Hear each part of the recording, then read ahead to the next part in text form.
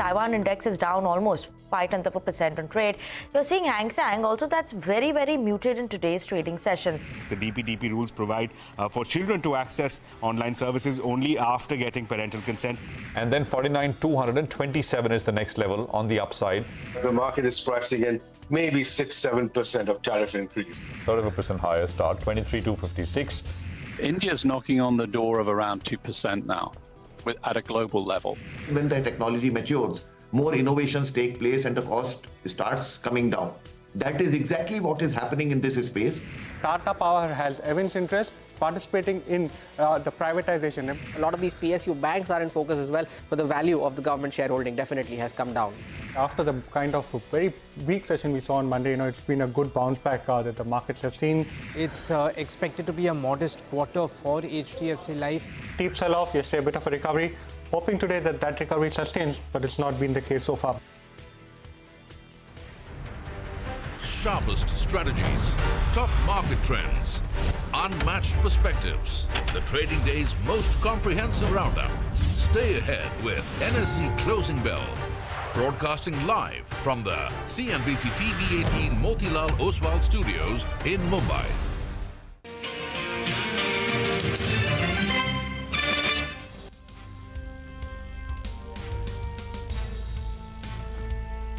That was the day so far. Hello and welcome to Closing Bell. I'm Nigel and with me is Rima as well as Surbi. And if you look at the headline index, you'll say, well, we didn't miss anything because the Nifty is as flat as can be, but plenty of action from the broader markets. I think a day of consolidation is actually not so bad, though we had our moments for the bulls earlier today.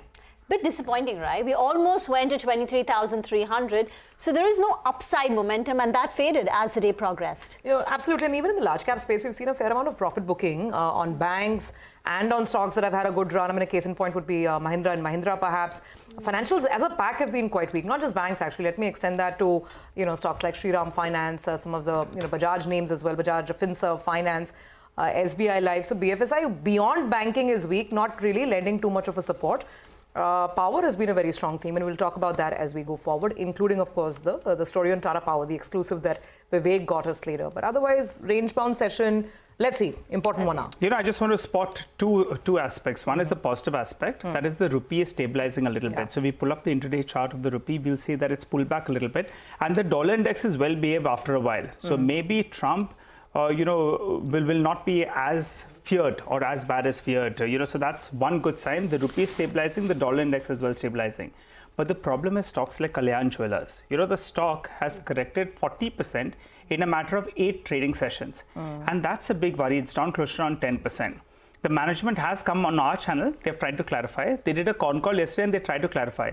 But still the stock is falling. I'll tell you what, this mark is very important, 535 rupees. Why do I say that? In August, September, the promoter came and bought 2% at 535 rupees from Warburg Pincus. So if they're going to walk the talk, and if they believe that, in fact, that things are pretty much okay, and the stock is just falling on mere speculation, which is unlikely to be the case going by the volumes, then they'll have to come in there and show some skin in the game, and maybe in fact did what they did earlier last year as well. But that was the start of that rally, which we saw, that brisk rally from around 500 all the way to around 800 rupees on, and all of that has got given away. 535, I recall, they bought 2% stake in August, September. PSUs are also under pressure and quite sharply down for, say, a Central Bank of India that's down 8%, IDBI, UCO Bank, a Bank of Maharashtra. So some of these mid-cap banks are selling off very rapidly. And even in the mid-cap space, a stock like MobiKwik, it's 12.5% down on MobiKwik, and it's fallen on very large volumes. On the way up, BSE is shining 5.5% up. You've got Nykaa, Swiggy, Paytm. So some of the other new age tech companies are higher in trade. And Minda Corp, which made that acquisition, Nimesh, and hinted to us about it, Flash Electronics, they're paying about 1372 crore for a 49% stake. It expands their portfolio in EV and ICE. Minda Corp is higher in trade. So lots of action in individual stocks. Absolutely, it is literally about some of these individual moves and shakers. So the dip in PSU banks is fairly noticeable because it's happening on large volumes as well. Remember yesterday, a clutch of PSU banks moved higher because of the story on possible divestment. Today, and especially now, I mean, in the last 1 hour or so, the decline has been fairly rapid. UCO, Central Bank of India, IDBI Bank, name it. Bank of Maharashtra is down about 3.5% as well. So this is no doubt the weak pocket of the market. Zomato, Swiggy both doing pretty okay. Some of the QSRs are doing quite well thanks to some positive brokerage commentary. So we'll talk about these trends as we go forward. Let's get started. We've got our technical experts joining in, talk about the positioning now for the last hour. Mitesh, good to have you as always. So what do you make of this very range-bound trading action on the indices? On the Nifty or the Bank Nifty, do you have a trade? So earlier in the day, I talked about a bounce back which could be sold into, and I gave a range of about 23,350 on the Nifty, and we got a high of 23 to 94.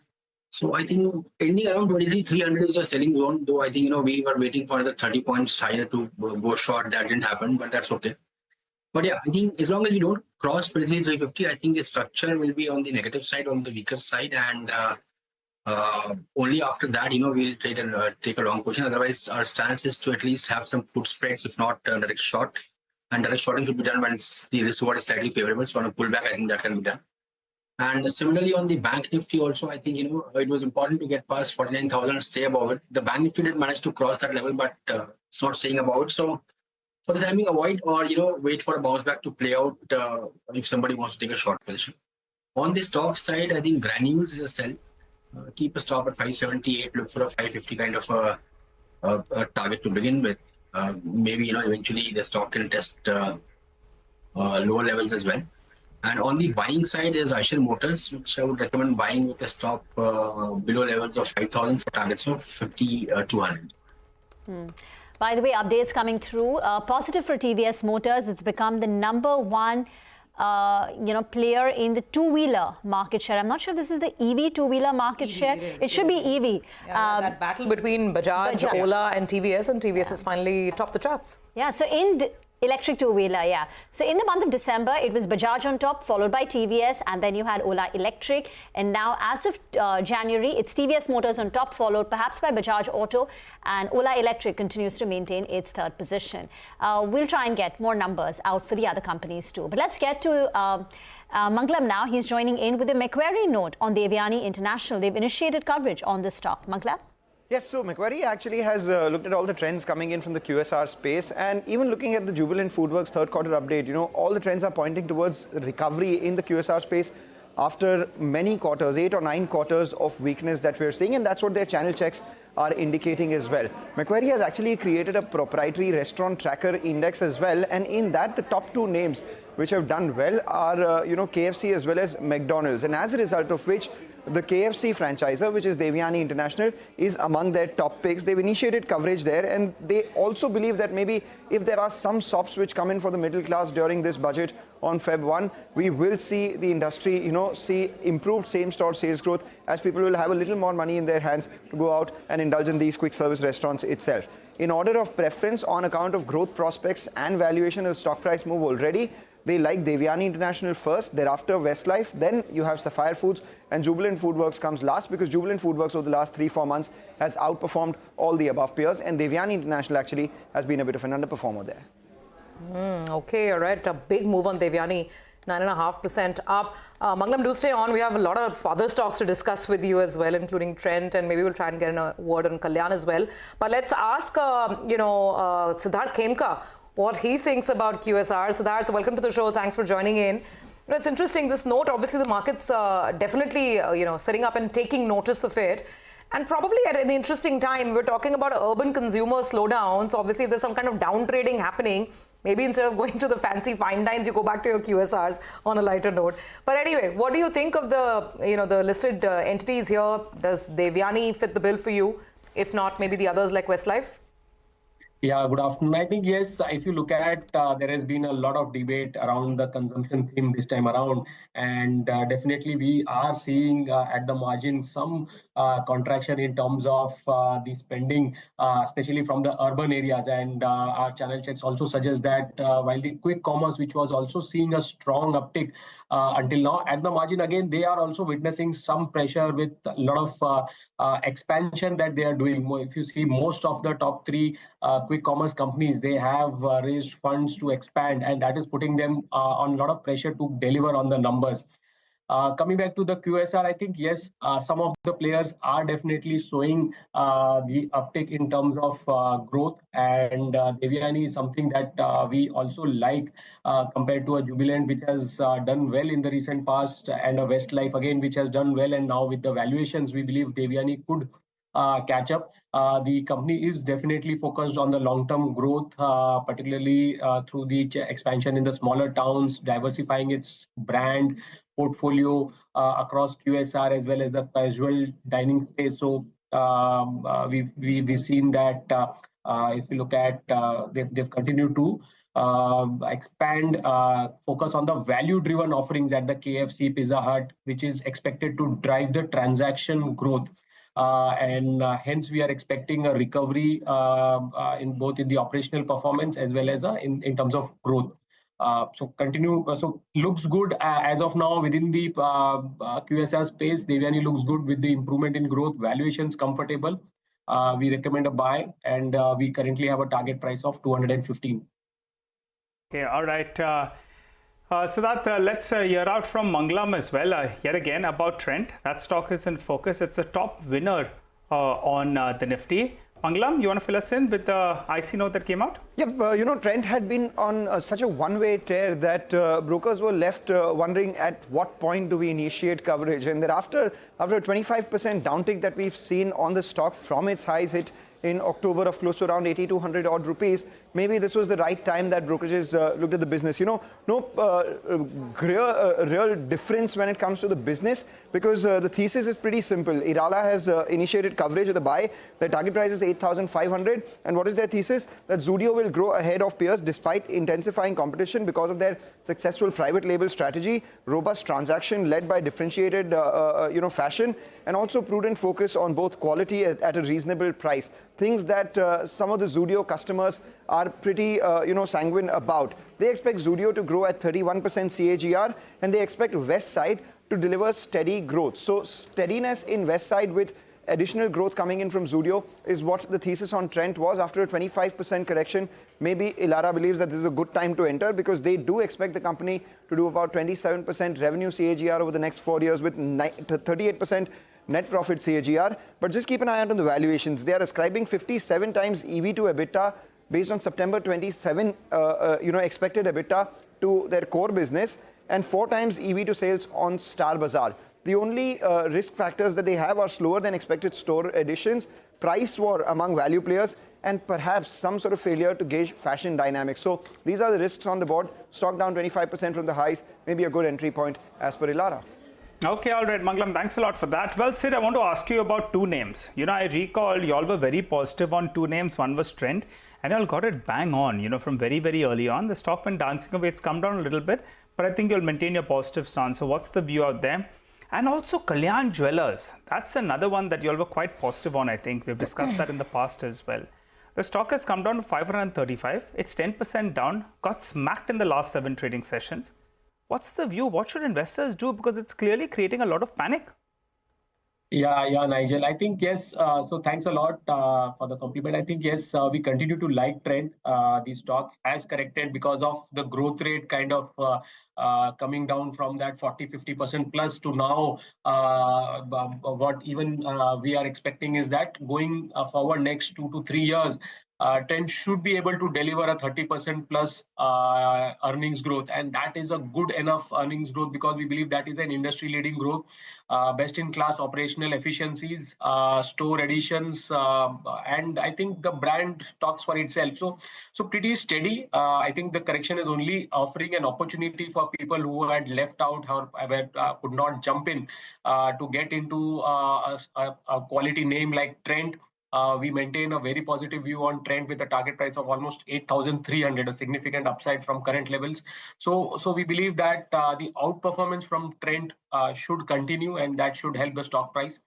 Coming to Kalyan, I think that's a difficult one to take in the current market. As you rightly said, the management not only did a con call, they went on most media channels refuting the claims of what the rumors are going on in terms of the income tax raid or something else. I think there is no smoke without fire. The market definitely seems to know something that we as analysts are yet to know. I would suggest that while the core business, even the Q3 business update that came, pre-quarterly business update was pretty strong for Kalyan, which makes us positive on the business. But purely looking at the stock price, I think one should wait for a couple of more days for the clarity to emerge and then only take a call on this stock at this juncture. We'll have to wait by for that because, just to give one more observation out there, the promoter entity came and bought around 535, but I'm looking at the holding at 62%. Out of the 62%, 20% was pledged. Exactly. So we just need to keep that in mind as well. The promoter entity needs to come out there, tell them what are your intentions. We backed up the stock at 535. Are we interested yet again? Point number one. Point number two is that pledge intact. Now that's going to be important as well because clearly, very, very nervous looking screen. No, absolutely. Because in that call yesterday, there were multiple issues that were raised, and they dismissed almost everything, including allegations of bribery and so on and so forth. There's so many audit issue with auditors. They said nothing is wrong, audits are fine. They joined on HTRO here and they clarified everything, and even after that the stock came down. Mangalam and Hormuz, I recall, they asked them everything, whether it's the aeroplane, whether it's the pledge, whether it's the inventory, everything they asked them. And after that the stock saw further downtick. Yesterday they had a call, still the stock is down. So now I think something needs to be done. Absolutely. You need to keep those pledges in mind for sure, considering that out of 62%, 20% is pledged. Now, whether someone's selling those pledged shares in the market, who's to say, but perhaps some more disclosures will help. That's Kalyan Jewellers. Let's quickly move on and look at some of the other stocks that are moving around as well. On the brighter side of things, there's, by the way, HDFC AMC. HDFC AMC reported numbers yesterday. The numbers were good. The stock was reacting during market hours, but today, of course, a lot of notes have come through, and it seems the market's liking the story and lapping onto it. One of the issues that has been highlighted is that generally, they've tightened the leash on operating costs, and also the fact that the manner in which commissions are being paid out, that's getting rationalized. So that seems to have kind of tied into the profitability this time around. So that, what do you think? I don't know if you have coverage on this particular asset manager, but HDFC AMC or in general, the listed mutual fund universe, do you like it? So yes, we definitely have coverage on AMCs. We recently covered a lot of names in our theme report covering the capital market sector. So while our top preferred name in the AMC would be Nippon Asset Management, but HDFC did come out with very strong numbers. We have a positive view and a target of 5,200. What we see is that the management commentary saying that while market seems to be chasing a lot of new products, they are focusing on market leadership in the existing products, and we are seeing good inflows into the equity AUM, which is kind of improving the yield. So I think that strategy from a house like HDFC, focusing on their long term funds and making a leadership out there, that stands out clearly in a market where we are seeing flood of NFOs and you don't have a track record. So definitely differentiates HDFC. With the market improving, I think flows continues to be strong and they are gaining market share. That should also help in the overall growth. So we maintain a positive view. We believe that increasing share of equity in the overall AUM, 30% CAGR in equity AUM versus an overall AUM CAGR of 24%, that should help in improving yields, and hence we maintain a positive view with a target price of 5,200. Absolutely, take that point, and especially on the NFO bid, because I track this from a personal finance standpoint as well. I think a lot of people are saluting HDFC AMC that in a market where others were launching defense funds, they have an old defense fund. They actually stopped taking subscriptions because, this is an asset manager that felt that this is getting a little too overheated, not the time to be chasing defense as a secular sort of segmental play. Today, of course, the stock's doing really well. Well, TVS Motors has pretty much moved to the high point of the day on the back of the two-wheeler data for the month of January. The stock is up nearly 1%. Reliance Industries is higher ahead of its numbers tomorrow. It's expected to be a good showing, an improvement in the company's EBITDA led by the oil to chemicals business because Singapore GRMs recovered in Q3 versus Q2.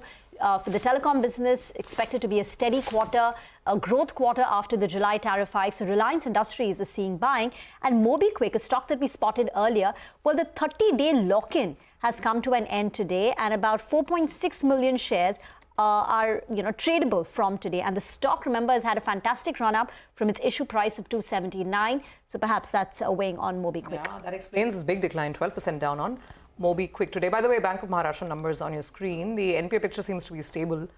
Stocks down about 1.2%. Remember, this is one of the banks where at least the in-principle approval seems to be in place to divest some of the government's stake. And yesterday it had a big rally, and right now also a little bit of a spike up coming on the stock. But by the way, we were discussing the capital markets theme in the market and stocks that you can still bet on or not. We had a conversation with Dinesh Thakkar of Angel Broking this morning. Angel came out with numbers yesterday, numbers a little subdued. He sort of gave out his view on how Angel is now dealing with the impact of the change in a lot of regulations, including the true to label norms. And of course, the change in the F&O market regulation itself, with now the number of expiries, weekly expiries, coming down to just 2 in a week. Hear out what he has to say, and then we'll ask our guest about it. In a digital kind of industry, there's a fixed cost.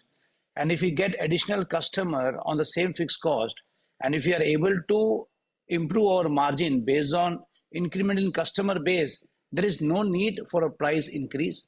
So we will wait for 1 or 2 quarters before we decide on any price hike if it is needed. But my gut feeling is that looking at the growth that we are seeing in this industry and looking at kind of participation from customer, we would be able to recover our cost and maintain this margin of OPM of 50%. So we will take 1 or 2 quarters to decide whether further price hike is needed or not. If you look at this quarter, all kind of worst thing which can really dampen sentiment and reduce volume had happened, which includes FII selling, US election, our government spending being low, economic growth being low. So if I remove all that noises, I think we would be fairly in the range of all-inclusive impact of regulatory changes to the tune of 18 to 20% impact on our top line. But now over here, what is important is that growth that we are seeing in customer base, that is not slowing down. So our customer base is growing at the rate of 40-45%.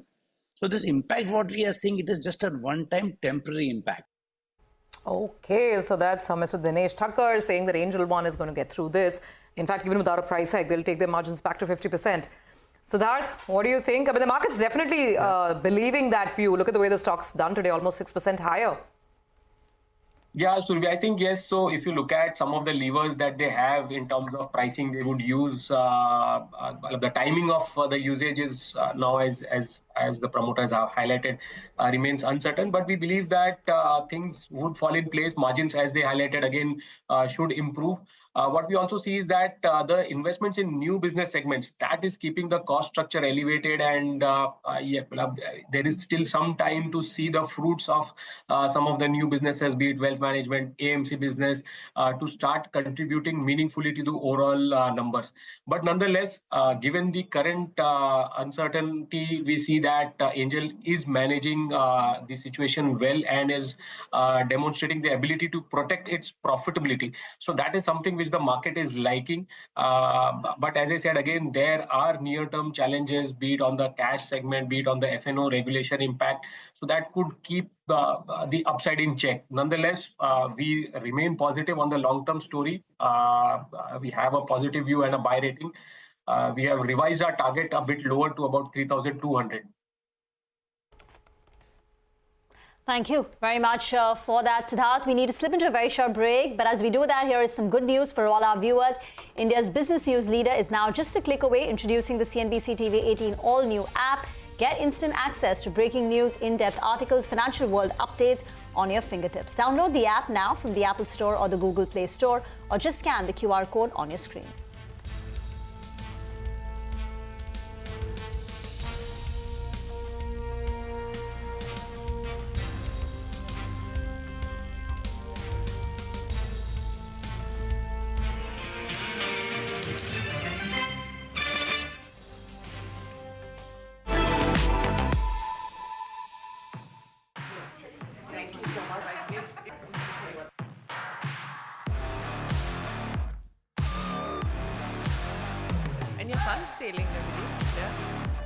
Are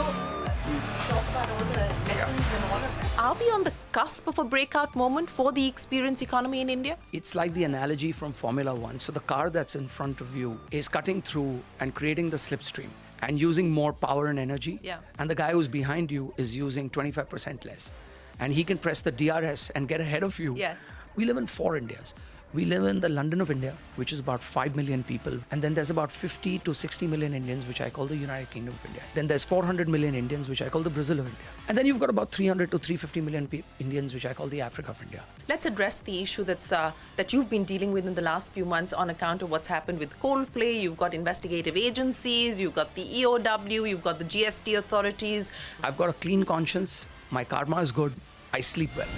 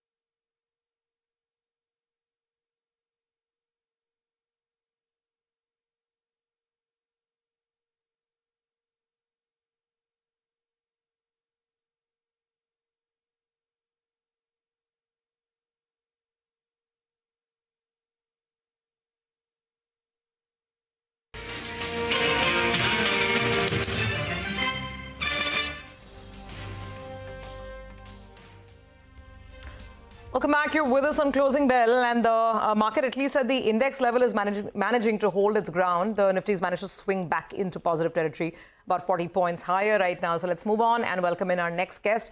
Jitendra Gohil, Chief Investment Strategist at Kotak Alternates, is with us now. Jitendra, great to have you. Thanks for joining in. I think the bulls are just heaving a sigh of relief, right? We've got 2 green days on the trot, if today is also a positive close. What's your best guess? I mean, first market-wide view, have you been nibbling in to this fall, or have you been keeping your powder dry, waiting for lower levels? Hey, Surbhi, hi. Thank you for inviting me on your show. So a couple of things that we are observing right now, and we are a little cautious as of now, and we have been deploying for sure, but with a gradual deployment plan. That's what we are doing as of now. There are a few things that we are observing very keenly. One is the US bond market. If I look at from September onwards, the US yields have gone up by almost 120 basis points, and even the dollar index is up almost 8-9%.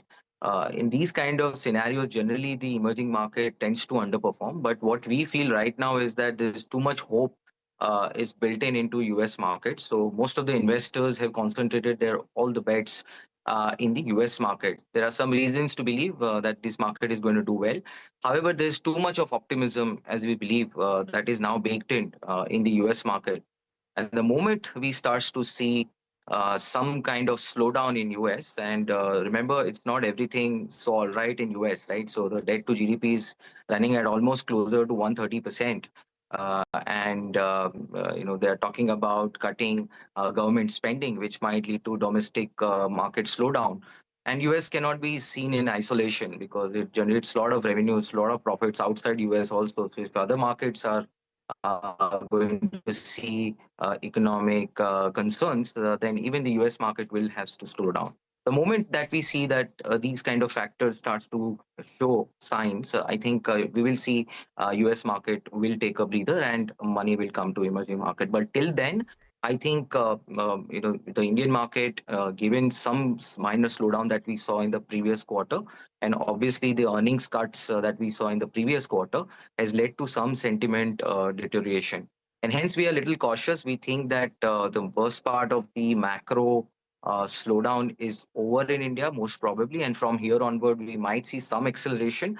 And given our view that US market is now coming to a very stretched kind of levels, we feel that in the next couple of months there should be some stability. So we are using this correction as a buying opportunity. Jitendra, hi, afternoon. So what exactly are you buying? How's your portfolio constructed right now?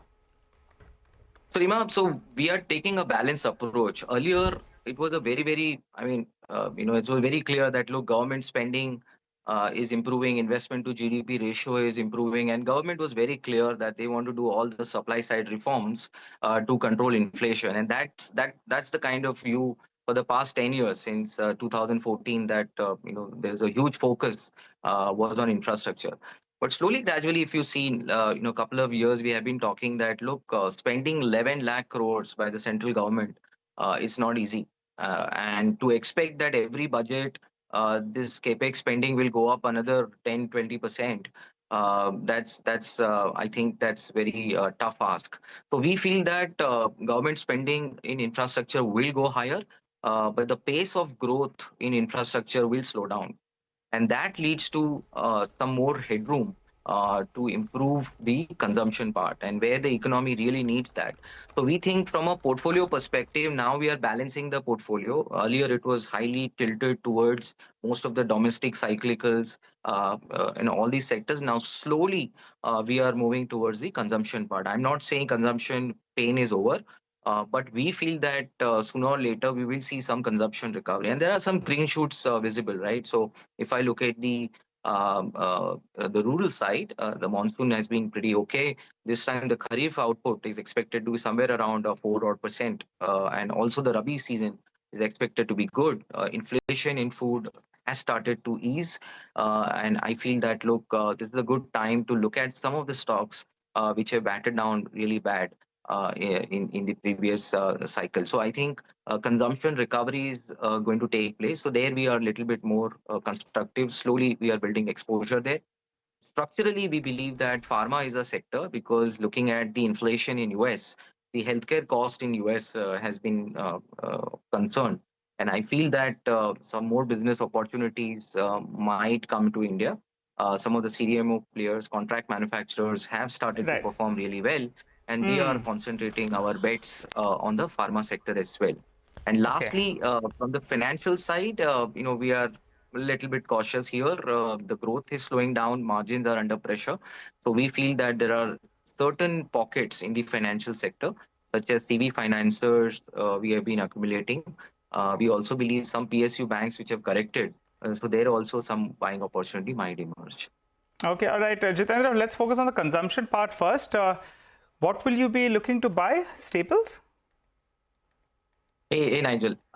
Consumption staples, staples could be a kind of a short-term play in our view, looking at the rural recovery that we are talking about. But structurally, we feel that staple companies are going to see margin contraction.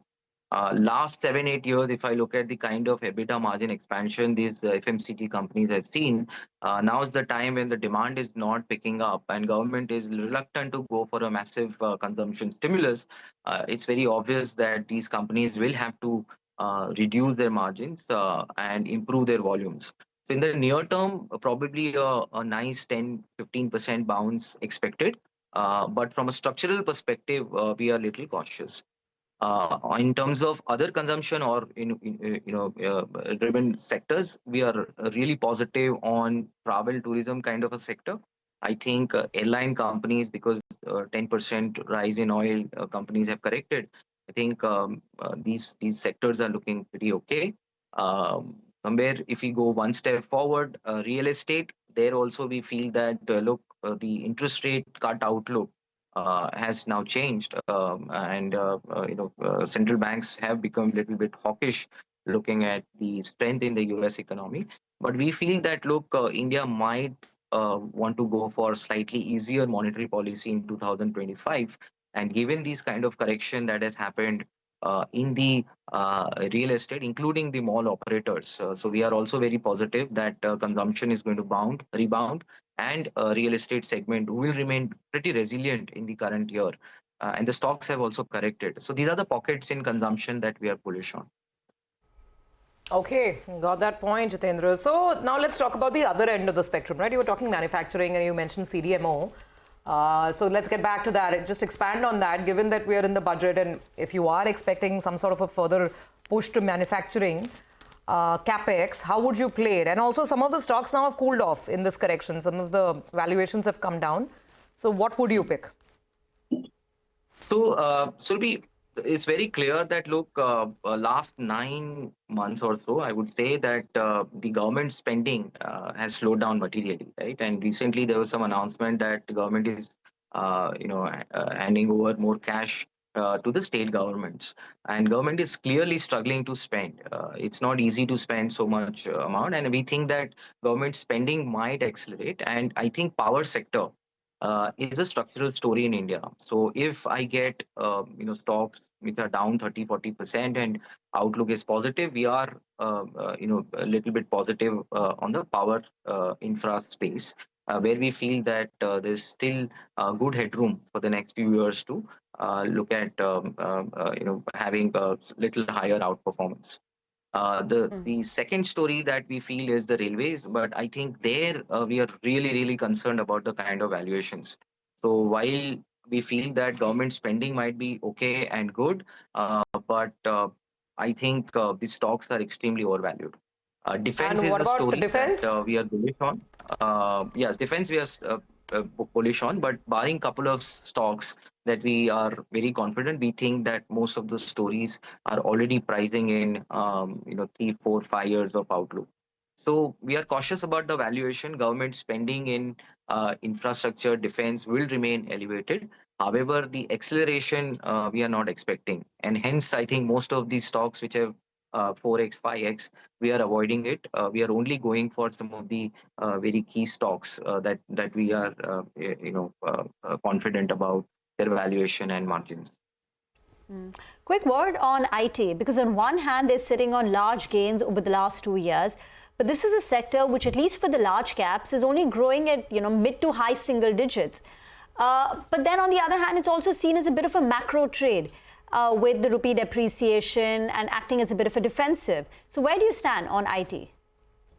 IT, we are neutral, so we are not underweight at all. We think that, US is doing pretty good. The commentary from IT companies in the next couple of quarters have actually improved, right? So we feel that from here onward, IT QoQ basis, on a quarter-on-quarter basis, we think you will see some more improvement.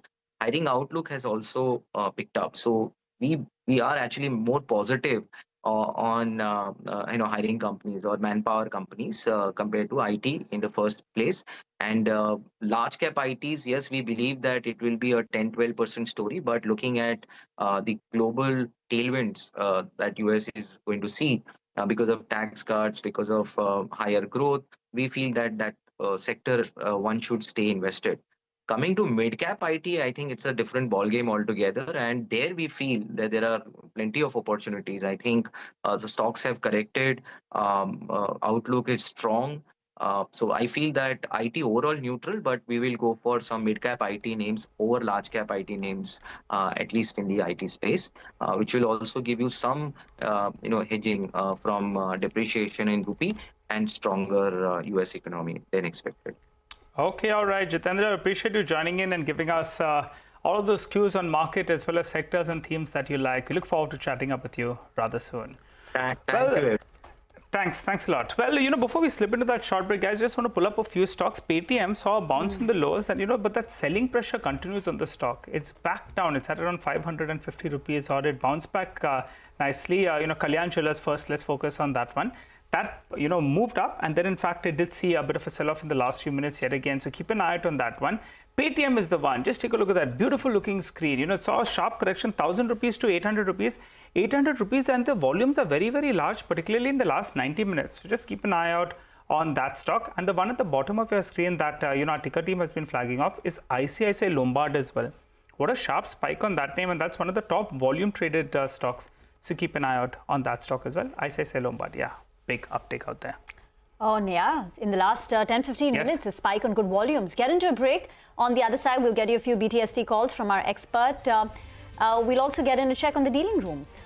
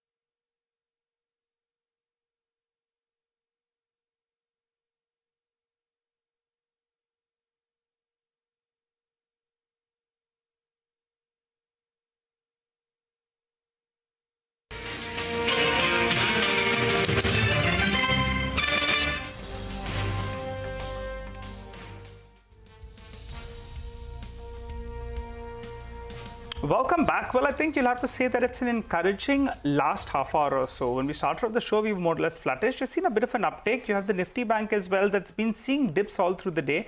But at least it's along the flat line. Remember, we saw a one-way slide from around that 51,500 all the way to around 48,000.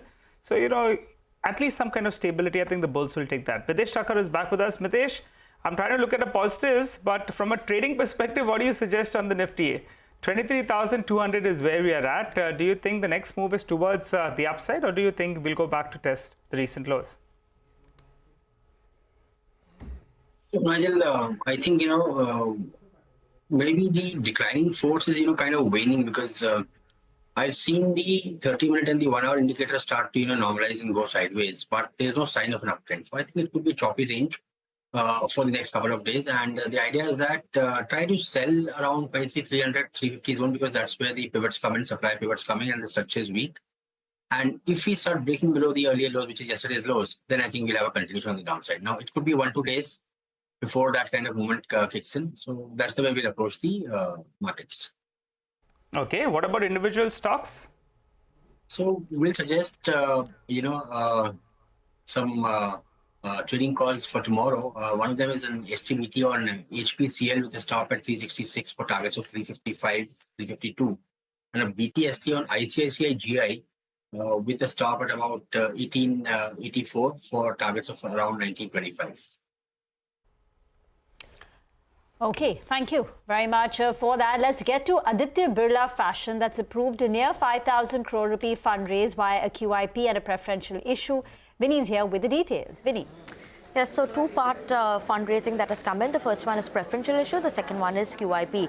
Now, 5,000 crores in all what they will be raising. Let's talk about the preferential issue first. They'll be giving shares of around 4 crores, 4.09 crores to the promoter group that is Pilani Investments. And this is going to be at an issue price of 317 rupees. The aggregate consideration for that is around 1,297 rupees. And post this, Pilani Investment share will now increase to 3.9% stake in the company. The other one in terms of preferential issue is Fidelity Group, where they'll be giving 3.96 crore shares to the company, to Fidelity Group. And this is going to be at a price of around 272.37 rupees per share. And aggregate consideration for that is 1,081 crore rupees that they'll be raising from Fidelity Group.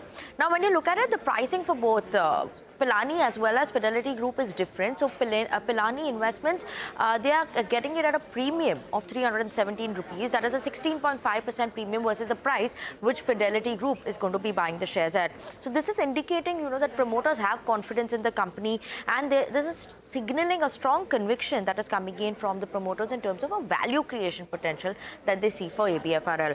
Other than that, obviously, we have the other highlight that is coming in is a QIP of 2,500 crores. Now, do not forget that the company in the con calls previously have mentioned as well that they want to strengthen their balance sheet, they will be paying out debt, and they've spoken about fundraising as well. So this all is going to be used to pay debt as well as grow the company further. And they've had a lot of fundraising that has been done in the recent time as well. But this is an important one to watch out for. Okay. Thank you very much for that. Let's get to the other mover, and that's Minda Corp, which has acquired a 49% stake in Flash Electronics for a little more than 1,370 crore rupees. Sudarshan is here with the details of this acquisition. So Minda Corp is buzzing in trade, and stock is up currently 5% after company announces an acquisition of 49% stake in Flash Electronics for rupees 1,372 crore. It's done at an enterprise value of rupees 3,100 crore and equity valuation of rupees 2,800 crore. It's an all-cash deal, and company expects to complete the deal by the end of this month. Talking about Flash Electronics, it's manufacturer of powertrain and EV components to auto OEMs in India and overseas, and total it has 8 plants. 6 of them are in India and 2 are in Europe. Key clients include Audi, Bajaj, BMW, Ducati, M&M, Royal Enfield, Suzuki and others. On the earnings front, in FY24, company has done revenue of 1,340 crore. In FY25, company expects a growth of 19% and revenue it's expecting of rupees 1,590 crore. Talking about EBITDA, in FY24, EBITDA was 185 crore and margin was 13.8%. Now, talking about the contribution to revenue geography-wise, India forms 76% of total revenue and overseas forms 24%. And as far as the products are concerned, electricals and electronics form 45% of total revenue, and EVs and metallics form 20% each. Minda Corp also has talked about synergy between both the company. It says both the companies have adjacent portfolio, and both the companies are Pune-based, and similar product profile and customer base will help in the synergy, and expect the deal to be completed by the end of this month. All right, got that. Thanks very much, Sudarshan, for the details there. So that is Minda in the news. Let's move on. Like we were telling you earlier, another stock that's done really well post numbers this season so far is HDFC AMC. The stock is up almost 5%. The brokerage commentary has been fairly optimistic after the results came in. Let's ask Vamakshi what has worked for HDFC AMC this time around. Vamakshi. Well, Surbhi, the company reported their numbers yesterday, and we had a couple of brokerage notes that have come out with their take on the numbers. First up is HSBC. They have a whole rating target price of 4,350. They say that the rationalization of commission payouts as well as the control on operating costs led to a strong net profit growth in the third quarter. However, the market share has stagnated in equity AUM and SIP flows, and therefore this could keep punchy valuations under pressure. But nevertheless, they've gone ahead and raised their FY25 and 27 EPS EPS estimates by 0.4% to 4.1%. The next note that has come through is from Nomura. They have a buy call, target price of 5,250. They too have gone ahead and raised their EPS estimates for FY25 and 27 by 2 to 3%. They're building in very strong operating profit CAGR of nearly 20% over the same period and expect it to largely track the growth in average assets under management.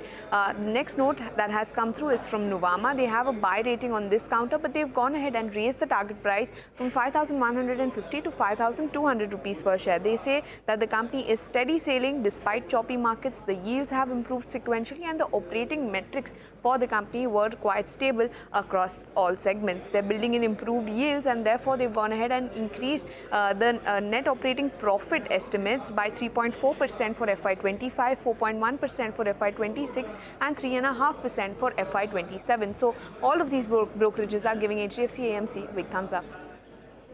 Got it. All right. Thanks a lot for that, Vamakshi. Well, let's get in Mayuresh Joshi from William O'Neill. Hi, Mayuresh. Good afternoon. Good to see you, Ben. Give us, one stock pick. Anyone. Afternoon, Nigel. So again, I think with the kind of price damage that we've probably seen over the last couple of days, we've obviously downgraded our markets in terms of macro concerns and some micro concerns emanating from earnings as well, along with Hong Kong and China as well. So I think the three major emerging markets outside India have also got downgraded.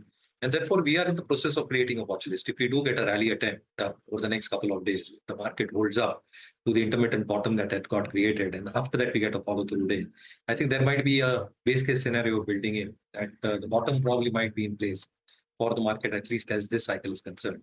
But again, I think on the watch list that we're probably creating or have started to create, healthcare or hospital-related stocks probably stay at the top of that. And therefore, stock like an Aster DM is something we've kept on our watch list. Obviously, I think, as I mentioned, you probably need that follow-through date to probably come through. For Aster, again, I think the merger acquisition that is happening with Quality Care, they'll get in excess of 10,200 odd beds. They'll become the number 2 in terms of revenue, with a combined revenue in excess of 7,300 odd crores, with a combined EBITDA margin of close to 19.5%. A good geographical spread will probably happen across with 9 to 10 states now getting represented as a combined entity. And along with that, you will see the combined entity also post a significant amount of ROC accretion as well. So our take is that healthcare probably looks like a safe bet if the market comes out of this slumber or the bottom that it probably creates. And within healthcare, I think a few hospital stocks like Aster DM is something we are keeping.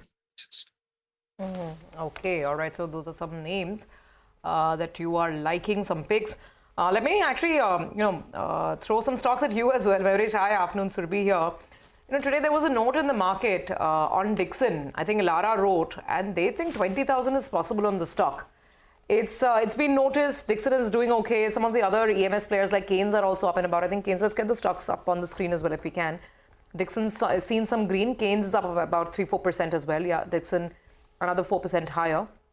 But you just look back at the last 2 or 3 year chart on these stocks and see the kind of massive wealth creation they've done. Mayuresh, would you agree? You think there's still more juice left on the upside? Dixon, Keynes, Sirma, any of them? So afternoon, Surbhi, I think I'll add Avalon as well, because Avalon has also been a very, very strong outperformer in this entire EMS space.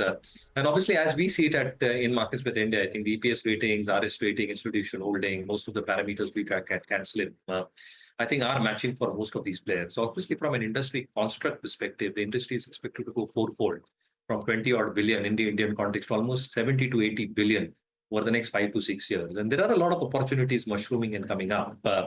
You've obviously got semiconductors as a space, which might be the biggest space where these guys can deliver. And obviously, I think with a large part of their market gains perspective coming through the ODM part, if that probably translates into better margins and better numbers, I think the numbers might still keep on coming through on the balance sheet. The second aspect, obviously, is in terms of the industry mix that they've probably got. Obviously, industrials, automation is a large part of their industry mix. Avalon, to a certain extent, has a large part of the industry mix towards clean energy. And therefore, I think these industries will obviously ramp up their capacities to a large extent, which means there will be sufficient amount of order wins and the order books would be sufficient in for the next few years for these players to execute. Now, the only two risks that I probably see, Surbi, is one, if the ODM component does not increase significantly and they still remain on the outsourcing component, the margins remain extremely low. And therefore, to justify such high valuations will then become a little bit of a high ask. The second aspect, obviously, is in terms of the core growth itself. I think if that stagnates for some reason or the other, the premium valuations for which the sector is trading and at which stocks are trading even now will make it a very difficult proposition to justify if earnings don't come through for both these reasons put together as risk factors and valuation still remains sky high. Yeah. As a disclaimer, I think at higher levels, we have booked profits out of Dixon and Avalon. Therefore, I think we'll wait for declines onto these stocks or these stocks creating a good lower base, probably at lower levels, will valuations become a little bit more safe. Stay on, Mayuresh. We need to slip into a very short break with the news that it's green for the benchmark indices, 40 points up on the Nifty. Mid-caps outperforming with a gain of about 0.4%. It's been a quiet, consolidatory kind of a session today. We'll come back with more.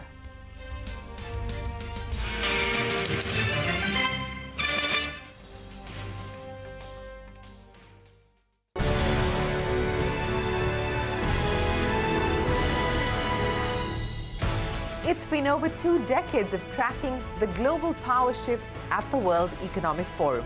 Starting from our first story reported 20 years ago to last year's groundbreaking coverage of the world's most important economic event.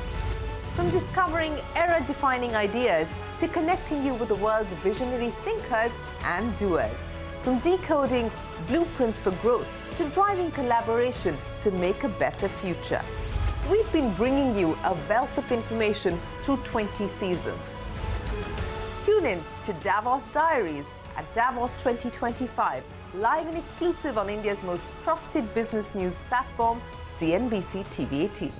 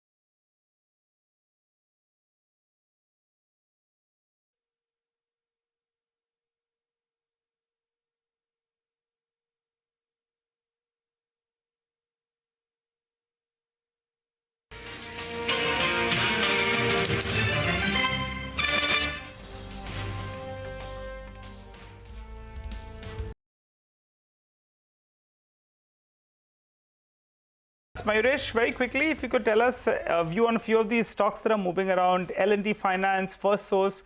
Do you have a view on any of them? No, so Nigel, I think mid-cap IT generally will do well.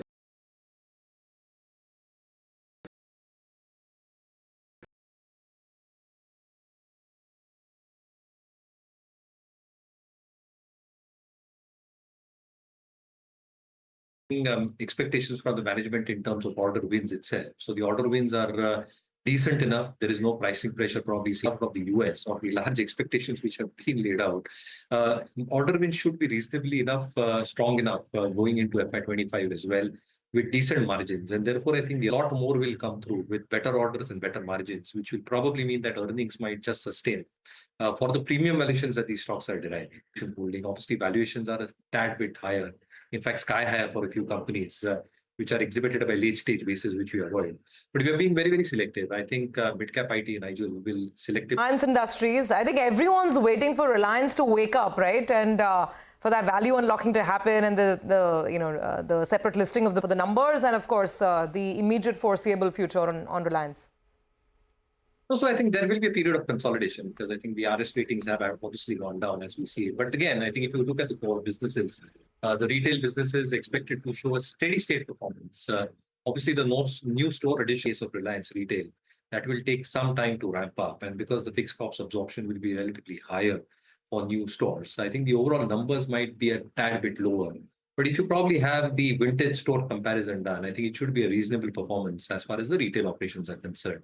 Obviously, there have been some concerns in terms of the Jio subscriber base coming off for the last 2 to 3 months. But again, I think the reading of that is probably happening for lower price subscribers.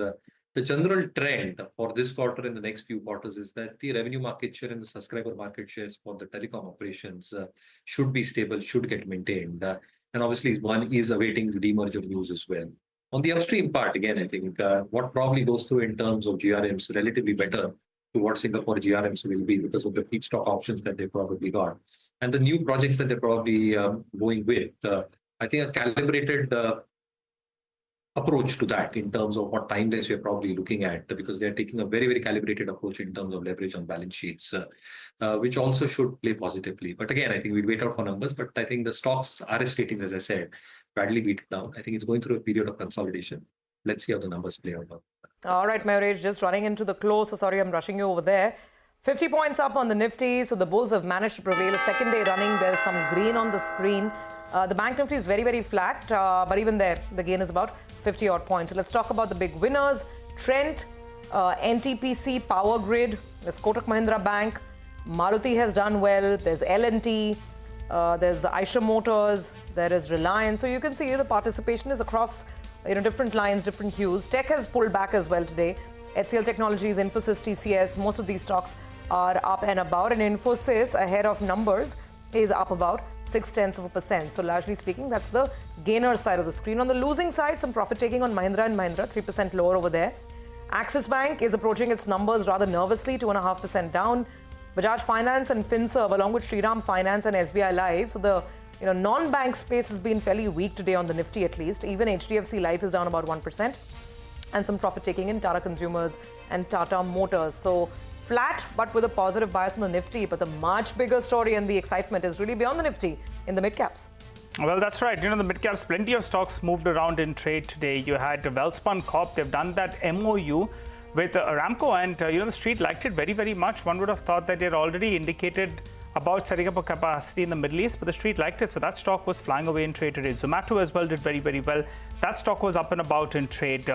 BSC, wow, from strength to strength. I recall the stock had corrected 30% from the top, and now it's bounced back big time. And this week itself, it's up close to around 13%. So solid move is what we saw on that one. Giving it company on the upside was Angel One. Management coming out there saying margins will be maintained, market share will be maintained as well. Street liked it. So that's where we saw a lot of green on the screen. Well, on that note, though, we'll have to wrap up on this edition of Closing Bell. Our special offering, Outlook 2025, comes up with Morgan Stanley's Jonathan Garner and JP Morgan's Jahangir Aziz. Don't want to miss this conversation.